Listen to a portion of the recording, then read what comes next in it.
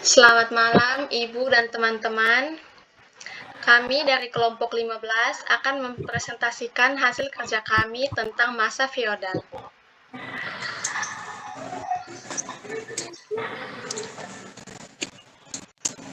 Sebelum itu, perkenalkan, nama saya Joanna Teresa Sarmento, teman saya Margaret Laida Ignacia, dan teman saya Iren Febriani Bani.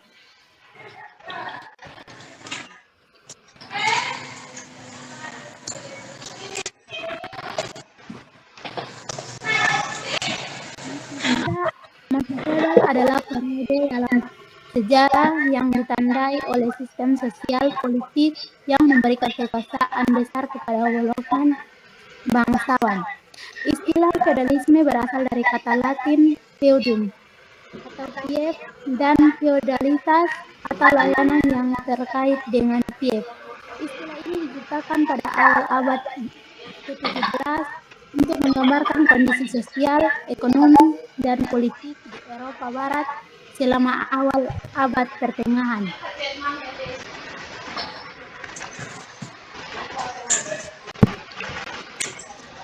Berdasarkan buku sejarah lengkap dunia abad pertengahan 500 sampai dengan 1400 M,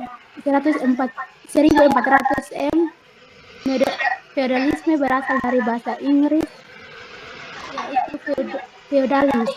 Kata feodal berasal dari bahasa Latin yaitu feudum yang sama artinya dengan fief, yakni sebidang tanah yang diberikan untuk sementara atau bukan hak milik permanen, maksudnya hanya selama dia menjabat.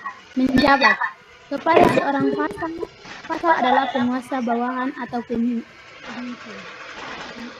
pemimpin militer sebagai imbalan atas pelayanan yang diberikan kepada lord sebagai pemilik tanah tersebut.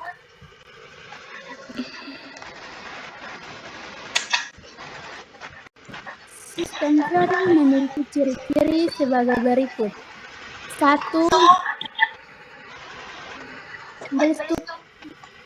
Berstruktur hierarkis, di mana tanah dimiliki oleh kelas penguasa kecil dan digarap oleh petani. 2. Hubungan kesetiaan pribadi antara kaum bangsawan dan pasar. 3. Sistem kontrak untuk hak dan kewajiban tertentu. 4. Kekuasaan politik terpusat pada pribadi hanya dipegang oleh beberapa orang. 5. Hubungan sosial ditentukan oleh keberadaan tanah. 6. Kaum bangsawan dan pasar mempertahankan status. 6. Kaum bangsawan dan pasar mempertahankan status sosial dan kekuasaan ekonomi dengan manfaat tanah. 8. Pembentukan pasukan elit atau pasukan pribadi.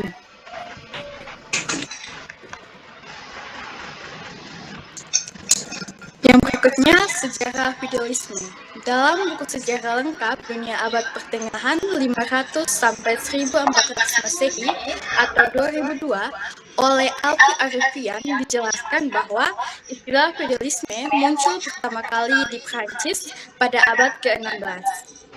Sistem ini muncul setelah masa Kekaisaran Romawi Suci. Caroline mengalami kemunduran karena banyak pertikaian dan invasi asing sehingga kekaisaran pun runtuh. Disinilah feodalisme menjadi solusi untuk menata kembali ketertiban dan keamanan meski dalam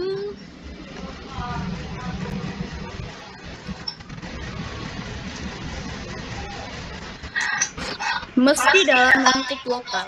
Feodalisme saat itu bukan sistem yang sudah direncanakan, tetapi respon dan pengembangan dari situasi yang kacau karena mandeknya otoritas pusat. Sistem ini dilakukan dalam lingkup kecil dengan pelaksanaan yang berbeda-beda di tiap wilayah. Ada wilayah yang berhasil dan ada yang gagal. Feodalisme menciptakan tatanan sosial tripatrit yang mirip dengan kasta dalam agama Hindu, yaitu Brahmana, Ksatria, dan Waisya. Namun pada kenyataannya, feodalisme dibagi menjadi dua, yaitu kaum elit dan kaum proletar.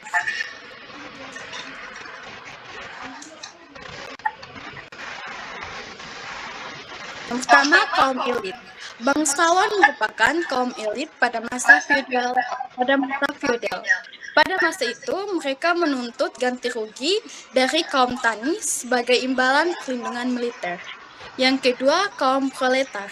Kaum proletar adalah kaum tani kecil yang diperbudak. Mereka bekerja di bawah perbudakan dan terutama melalui tenaga kerja, hasil bumi, dan sewa uang.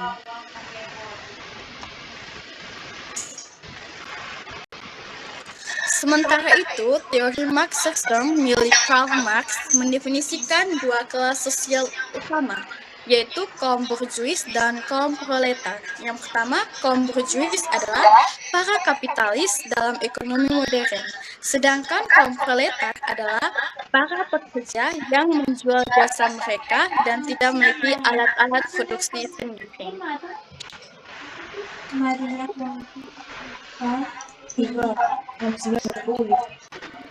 Yang berikut tingkatan sosial pada masa feodal. Tingkatan sosial dalam masyarakat feodal adalah raja atau penguasa tertinggi, bangsawan, ksatria, dan petani. Nah, dalam masyarakat feodal, status sosial seseorang itu ditentukan oleh kepemilikan tanah. Kelas penguasa kecil memiliki tanah, sementara petani menggarapnya dengan imbalan perlindungan dan layanan lainnya.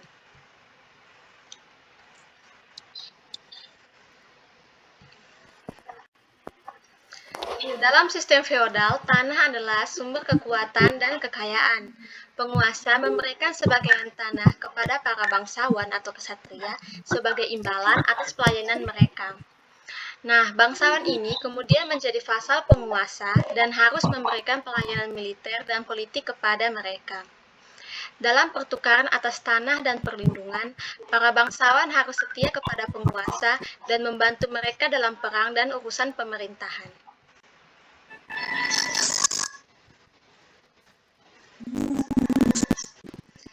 Di bawah bangsawan ada petani dan pekerja lainnya yang bekerja di tanah.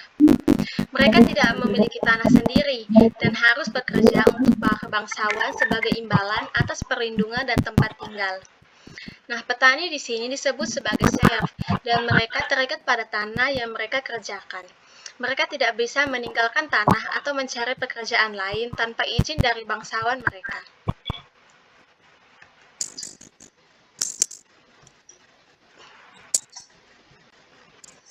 Nah, feodalisme juga memiliki sistem hak istimewa dan kewajiban.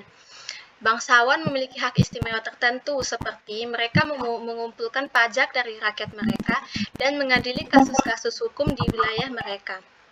Mereka juga memiliki kewajiban untuk memberikan perlindungan dan keadilan kepada rakyat mereka.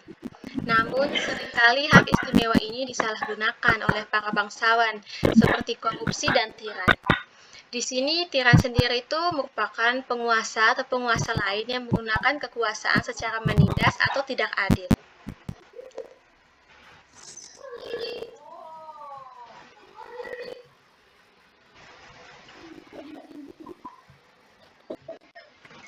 Nah, feodalisme juga menciptakan sistem sosial yang sangat terstratifikasi.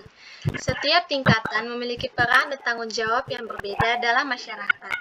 Kekuasaan dan kekayaan terkonsentrasi di tangan sedikit orang, sementara mayoritas rakyat hidup dalam kemiskinan dan ketergantungan.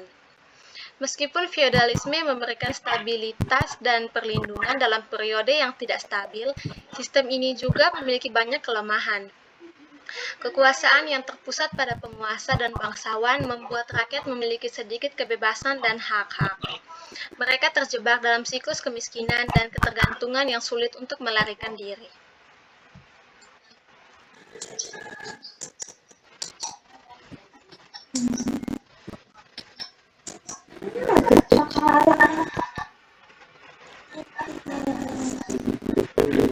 Ada feodal. Ada 3 prinsip utama feodalisme, yaitu kekuasaan, kekerabatan, dan pengkultusan. Yang pertama, kekuasaan. Sistem feodalisme berfokus pada kekuasaan, yakni menguasai politik, sosial, ekonomi, budaya, dan segala aspek kehidupan. Kekuasaan pada feodalisme bersifat sentral pada satu pemimpinan. Yang kedua, kekerabatan. Kekuasaan dalam feodalisme hanya berkutat pada kelompok tertentu yang berkerabat. Misalnya, ketika seorang pemimpin meninggal akan digantikan anaknya. Jika tidak memiliki anak, maka bisa digantikan dengan keluarga yang lain. Yang ketiga, pengkultusan. Prinsip yang mengharuskan masyarakat untuk memuja dan menghormati pemimpin feodal. Pengkultusan ini biasanya dikaitkan dengan mitos yang berkembang di masyarakat.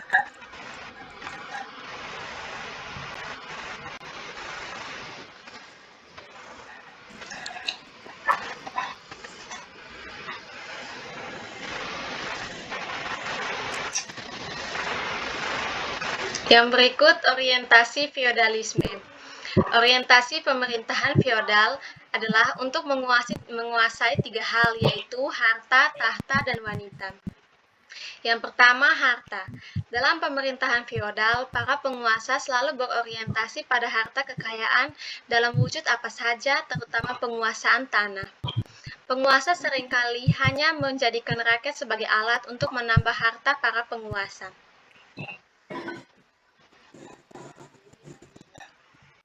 Yang kedua, tahta. Tahta dapat diartikan sebagai jabatan atau posisi tertentu dalam pemerintahan. Mereka yang dekat dengan pemerintahan atau memiliki gelar bangsawan akan lebih dihormati dan memiliki hak-hak istimewa. Yang ketiga, wanita. Bangsawan dikenal memiliki banyak istri.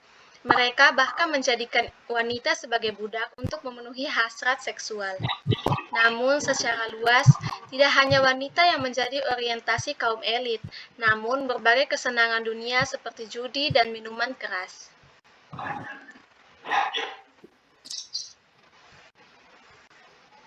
Lanjut, beberapa negara yang pernah menganut feodalisme diantaranya 1. Inggris. Masyarakat feodal paling terstruktur pada abad pertengahan. 2. Prancis.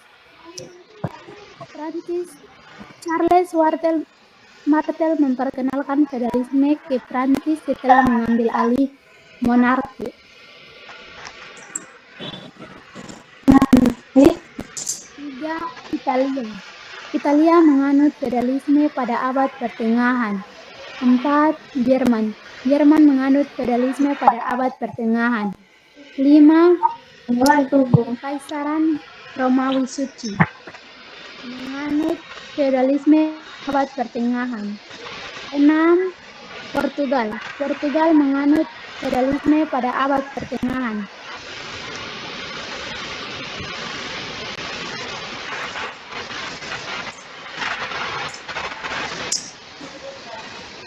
7.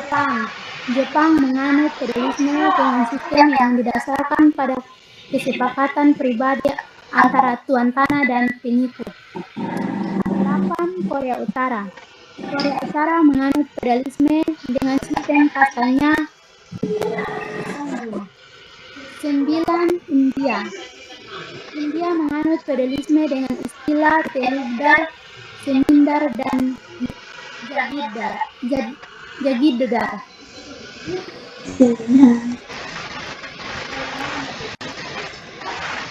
Dan Indonesia menganut feodalisme pada masa kerajaan kuno seperti Mataram kuno, Kediri, Singasari, dan Majapahit. Feodalisme merupakan salah satu sistem sosial politik tertua di dunia. Demikian hasil dari kami ucapkan limpah terima kasih.